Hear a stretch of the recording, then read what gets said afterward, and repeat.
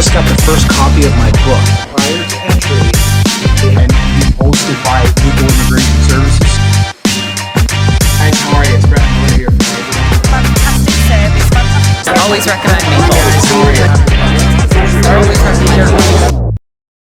Hey guys, I want to do a really quick video and I want to talk about something that seems very simple and trivial, but in all the years that I've been doing this, I've seen it actually trip people up, just little things. And what I want to talk about is the importance of keeping your documents up to date and knowing when their expiries are. If your documents are not valid or expired, you may not be able to submit these documents for your immigration application.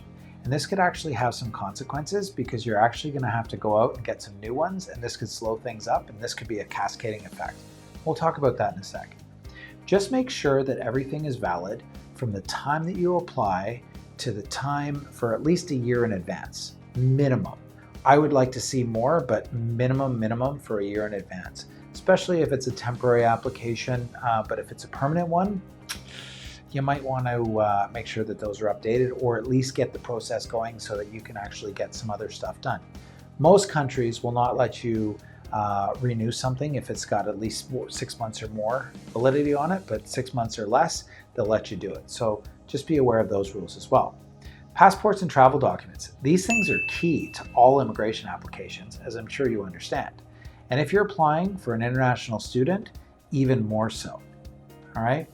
Make sure that you have this up to date and make sure that you're aware of the processing times to do that, because I can tell you recently in COVID times, I've seen some of these things actually been held up like super long, because especially if you're getting a passport from an overseas visa post, for instance, super long time. I saw like some stuff that was being processed 8 to 10 months in advance, and this had catastrophic consequences for some people.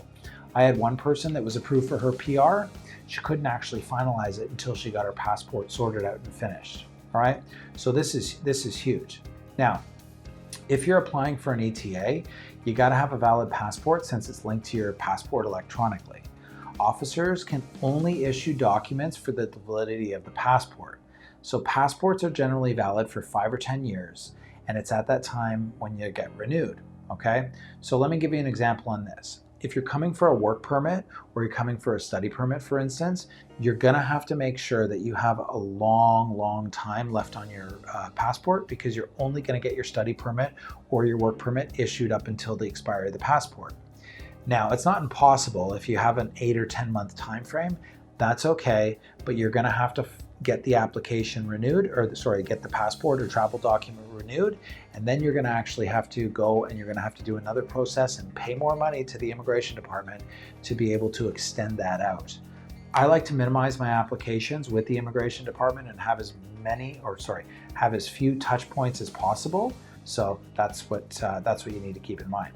Now, lastly, the other thing that you got to keep in mind too is documents and how they relate to, say, exams. Okay, so depending on the date of your exam and the date that you apply, some documents might expire, and you might actually need those documents to be able to do an exam. For instance, medicals, police certificates, these things could expire while you're waiting for your ITA. So you're going to have to go and redo those again, because say you didn't have a valid travel document, you couldn't do your English test, or you couldn't get your medical. That's a problem. It's going to actually have a cascading effect where these other things are going to have to be redone. Medical exams, just as a side note, are valid for 1 year. Police certificates, 1 year, but there's other rules that are surrounding with police certificates, and I've done other videos on this, so go check those out. But frankly, police certificates, you want to make sure that those are as current as possible, and sometimes some police certificates you'll get after you apply, so that's okay too. Biometrics, these are 10 years. Language tests, these are valid for 2 years. And WES assessments or any other type of educational assessment are generally valid for 5 years. So there's a lot to think about, and there's a lot that you need to keep organized, especially when you're doing an immigration application. So you have to make sure that the one thing that you have to keep in mind is your expiry dates on your documents and how long it's going to take you to get those. Okay? The obvious thing is too, is that, again, this might have consequences not only to your immigration application, but it actually hurts your bottom line because you're going to be spending money to be able to redo stuff that you might have to do again. For instance, if you can't get a passport to get, a medical done, for instance, and then that expires, and then maybe you have to get a new English test or something, and then you're going to have to study again and pay for it. You're just wasting money.